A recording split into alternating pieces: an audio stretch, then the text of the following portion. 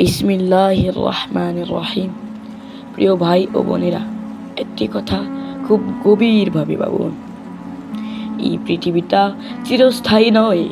আজ যে ব্যক্তি আমাদের সঙ্গে হাঁটছে, কাল হয়তো সে মাটির নিচে।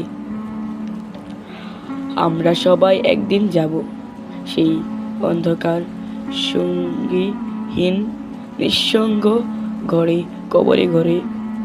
রাসূল সাল্লাল্লাহু আলাইহি ওয়াসাল্লাম বলিয়াছেন, কবর হলো আখিরাতের প্রথম বস্তু। তিরমিজি শরীফ।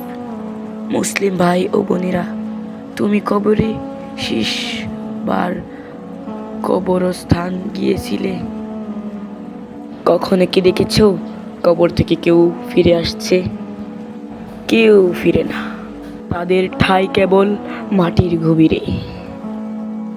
সেখানে না আছে আলো, না আছে দুনিয়ার মোবাইল, গাড়ি, টাকা। কেবল থাকবে আমলনামা।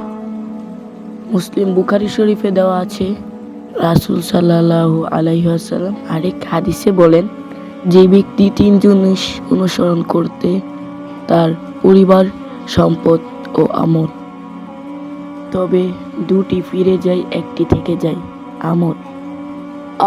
কি ভয়ানক সেই দিনটা না হবে, যেদিন কবরে ফেরেশতারা জিজ্ঞেস করবে, মান রব্বুকা, তোমার প্রভুকে? মান দীনুকা, তোমার দিন কি?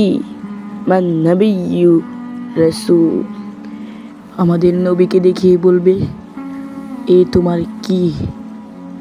ভাই বোনেরা, যে তোমরা দুনিয়াতে সঠিকভাবে আল্লাহকে চিনে না থাকো, তবে কবরে সেই প্রশ্নের উত্তর দিতে পারবে না। ভয়াবহ আযাব শুরু হবে সেদিন থেকে। তাই আজই ফিরে আসুন, আজই তওবা করুন, আজই প্রস্তুতি নিন সেই ঘরের জন্য, যার নাম কবর, আর যার থেকে কোনো মুক্তি নেই। আল্লাহ তুমি সবাইকে হেদায়েত হওয়ার তৌফিক দান করো। আমিন।